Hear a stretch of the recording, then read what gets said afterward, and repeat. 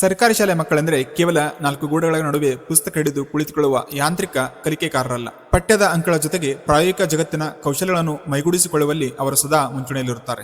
ಈ pen stand ರೂಪಿಸುವಾಗ ಪ್ರತಿಯೊಂದು ಕಡ್ಡಿಯನ್ನು ಅಳೆದು ತೂಗಿ ಜೋಡಿಸಲು ಅವರು ವಹಿಸಿದ ಕಟ್ಟುನಿಟ್ಟಾದ ಜಾಗರೂಕತೆ ಮತ್ತು ತಾಳ್ಮೆ ಒಂದು ಭವ್ಯ ಕಟ್ಟಡಕ್ಕೆ ಅಡಿಪಾಯ ಹಾಕುವ ಎಚ್ಚರಿಕೆ ವಹಿಸುತ್ತದೆ. ಶಿಕ್ಷಣವೆಂದರೆ ಕೇವಲ ಪರೀಕ್ಷೆ ಹಾಳೆಯಲ್ಲ, ಅಂಕಗಳನ್ನು ಗೀಚುವ ಅಭ್ಯಾಸವಲ್ಲ, ಅದು ಬದುಕಿನ ನೈಜ ಸವಾಲುಗಳನ್ನು ಎದುರಿಸಲು ಬೇಕಾದ ಕೌಶಲ್ಯಗಳನ್ನು ರೂಪಿಸಿಕೊಳ್ಳುವ ಮಹಾಪಯಣ. ಕತ್ತಲೆಯಲ್ಲಿ ಬೆಳಗುವ ಒಂದು ಸಣ್ಣ ದೀಪ ಇಡೀ ದಾರಿಯನ್ನೇ ತೋರುವಂತೆ ಮಗುವಿನಲ್ಲಿ ಅಡಗಿರುವ ಒಂದು ಸಣ್ಣ ಪ್ರಾಯೋಗಿಕ ಕೌಶಲ್ಯ ನಾಳೆ ಅದರ ಭವಿಷ್ಯದ ದಿಕ್ಕನ್ನೇ ಬದಲಾಯಿಸಿ ಹೊಸ ಹಾದಿ ನಿರ್ಮಿಸಬಲ್ಲದು. ಅಂಕಗಳು ಕೇವಲ ನೆನಪಿನ ಶಕ್ತಿಯನ್ನು ಅಳೆಯಬಹುದು, ಆದರೆ ಕೌಶಲ್ಯಗಳು ಮಗುವಿನ ವ್ಯಕ್ತಿತ್ವವನ್ನೇ ರೂಪಿಸುತ್ತವೆ. ಇಂತಹ ಸೂಕ್ತ ಪ್ರತಿಭೆಗಳನ್ನು ಗುರುತಿಸಿ ಅವುಗಳಿಗೆ ಕಲಾತ್ಮಕ ಮೆರಗು ನೀಡುವ ಫಲವತ್ತಾದ ಕೃಷಿ ಭೂಮಿ ನಮ್ಮ ಸರ್ಕಾರಿ ಶಾಲೆಗಳು. ಇಲ್ಲಿ ಬರೀ ಪಾಠವನ್ನು ಬೋಧಿಸುವುದಿಲ್ಲ, ಬದಲಾಗಿ ಸ್ವಾವಲಂಬಿ ಬದುಕಿನ ಪಾಠವನ್ನು ಧಾರೆ ಎರೆಯಲಾಗುತ್ತದೆ. ಕಂಠಪಾಠಕ್ಕಿಂತ ಕಲ್ಪನಾ ಶಕ್ತಿಗೆ, ಅಂಕಗಳಿಗಿಂತ ಕೌಶಲ್ಯಕ್ಕೆ ಒತ್ತು ನೀಡುವ ಇಂಥ ನೈಜ ಕಲಿಕಾ ಪರಿಸರಕ್ಕಾಗಿ ನಿಮ್ಮ ಮಕ್ಕಳನ್ನು ಸರ್ಕಾರಿ ಶಾಲೆಗೆ ಸೇರಿಸಿ. ಧನ್ಯವಾದಗಳು. ನೀರುವ ತನಕ ಸಾಗುತ್ತಿರಲಿ ಗೀತೆ.